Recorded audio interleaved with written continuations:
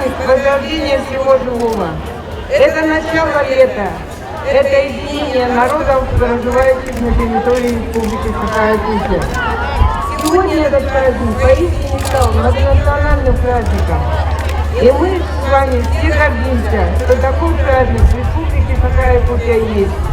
И старшее поколение передает молодому поколению те традиции и ту культуру, которую мы сохраняем и несем на территории Республики Саха-Якутия. Сегодня Республика Саха-Якутия занимает лидирующие позиции на Дальнем Востоке.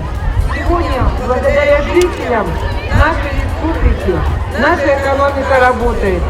Сегодня в сфере промышленности, в сфере сельского хозяйства мы сегодня строим школы, больницы, детские сады. Мы сегодня имеем хорошую демографическую политику. Мы сегодня понимаем, что к 2022 году мы должны в республике иметь 1 миллион жителей.